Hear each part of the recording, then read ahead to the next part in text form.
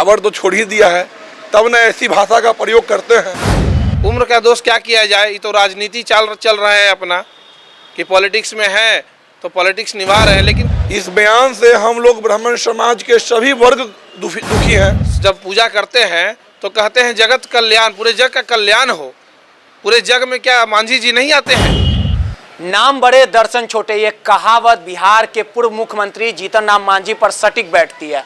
ब्राह्मणों को लेकर जीतन राम मांझी ने अमर्यादित भाषाओं का उपयोग किया और सीधे तौर पे कहा है कि ब्राह्मण हरामी होते हैं। इस बयान के बाद चारों तरफ बवाल मच गया और लगातार जीतन राम मांझी की आलोचना हो रही है। हम मौजूद हैं अभी पटना के आर ब्लॉक के एक मंदिर में, जहां पे तमाम हमारे साथ पुजारी हैं ब्राह्मण समाज के। ये वही ब्राह्मण हैं जो हमें आशीर्वाद देते हैं और जीवन में अच्छे रास्ते पे बताने के लिए संदेश भी देते हैं। इनसे बात करेंगे और समझने की कोशिश करेंगे कि जिस प्रकार से जीतन राम मांझी ने जो बयान दिया है, बिहार के पूर्व मुख्यमंत्री भी रहे और जिस प्रकार से बयान देने के बाद कहीं ना कहीं जो इतने ऊंचे पद पे रहे और गरिमा को कहीं ना कहीं धूमिल करने का काम किया। बाबा जीतन राम मांझी नाम सुने होंगे आप जी, जो पूर्व मुख्यमंत्री भी रहे, उन्होंने कहा कि ब्राह्मण लोग हरामी होते हैं। ये उनकी सोच है। उनकी सोच की निंदा करते हुए जो बिहार के मुख्यमंत्री रहे हैं, उनके ऊपर 12 करोड़ बिहार वासियों की जिम्मेवारी थी और ऐसे व्यक्ति समाज में रहकर ब्राह्मण समाज को गाली देते हैं, ब्राह्मण समाज का हीन कहते हैं, वैसे लोगों के लिए क्या कहा जा सकता है। ये उनकी सोच ही नीच प्रकृति की है और क्या कहिएगा। टावर छोड़ दिया है क्या इनका? टावर तो छोड़ ही दिया है, तब न ऐसी भाषा का प्रयोग करते हैं।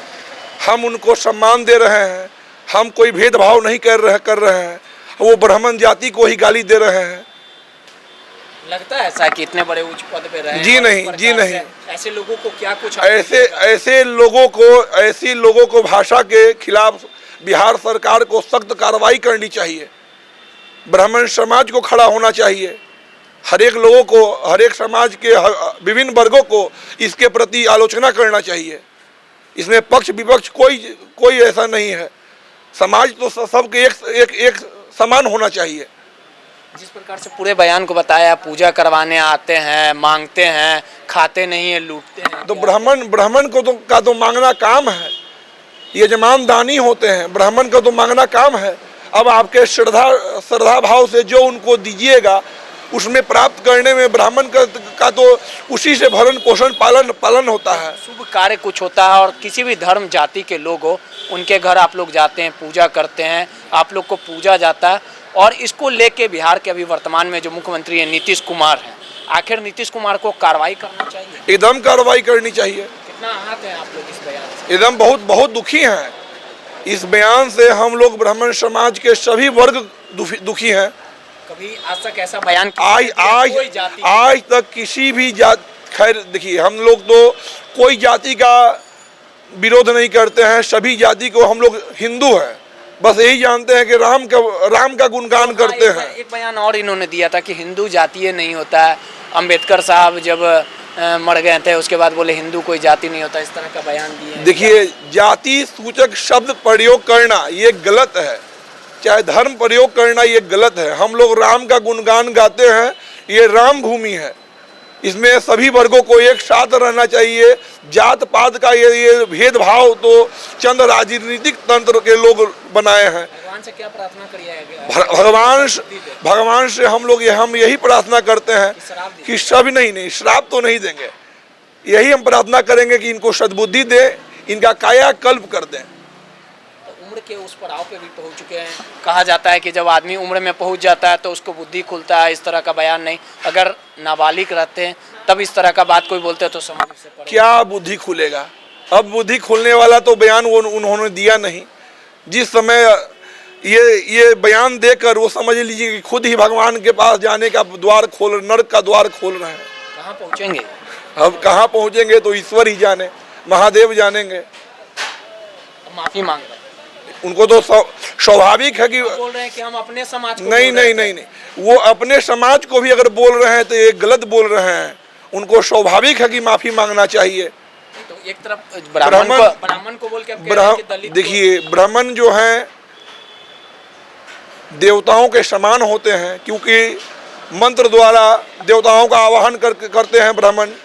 कोई भी शुभ कार्य में देवताओं का आवाहन मंत्रोच्चारण द्वारा होता है, तो इसलिए जो है ये भूमि पर प्रतिमाओं में ब्राह्मण का दर्शन करते हैं, लेकिन साक्षात आप ब्राह्मण को पूज रहे हैं, उनको भोजन करा रहे हैं, उनको वस्त्र दे रहे हैं, द्रव्य दक्षिणा दे रहे हैं।